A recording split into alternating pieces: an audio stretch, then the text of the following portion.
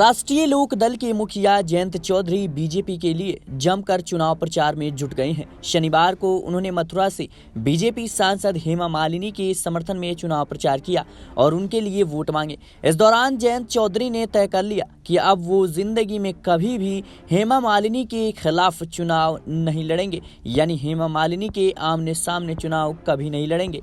हेमा मालिनी के समर्थन में चुनाव प्रचार करने पहुंचे रालोद मुखिया जयंत चौधरी ने कहा कि मैं भी बचपन से हेमा जी का ही फैन था। 2009 में हेमा जी मेरा चुनाव प्रचार में आई थी और मुझे मालूम नहीं था कि फिर हम आमने सामने चुनाव लड़ लेंगे। अगला चुनाव आपके सामने लड़ गए।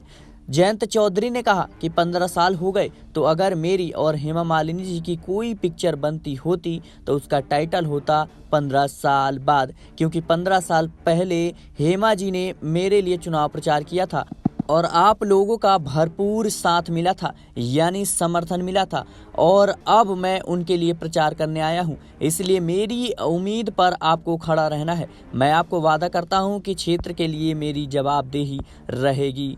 इस बीच जयंत ने हेमा मालिनी जी को संबोधित करते हुए कहा कि अब हम और आप कभी आमने सामने चुनाव नहीं लड़ेंगे, यह भी तय हो गया। इस बार मैं आपको चुनाव प्रचार के लिए आ रहा हूं। हो सकता है कि अगली बार जब मैं लोकसभा चुनाव लड़ूं तो आप भी मेरा चुनाव प्रचार करने के लिए आओगी। दरअसल साल 2009 में रालोद एनडीए के साथ थी और तब जयंत चौधरी ने मथुरा से चुनाव लड़ा था और हेमा मालिनी जी ने उस वक्त के लिए चुनाव प्रचार किया था।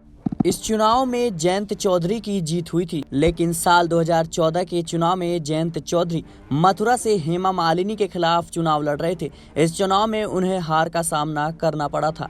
इसी का जिक्र जयंत चौधरी इस चुनावी सभा को संबोधित करते हुए कर रहे थे। बता दें कि मथुरा लोकसभा सीट पर दूसरे चरण में 26 अप्रैल को वोटिंग होनी है। बीजेपी ने तीसरी बार भी हेमा मालिनी को यहां से टिकट दिया है। इस सीट से कांग्रेस की ओर से धनगर और भाजपा से सुरेश सिंह चुनाव लड़ रहे हैं। फिलहाल के लिए इससे खबर में इतना ही। देश और दुनिया की तमाम खबरों के लिए बने रहे नेक्स्ट 9 पॉलिटिकल बाइट के साथ।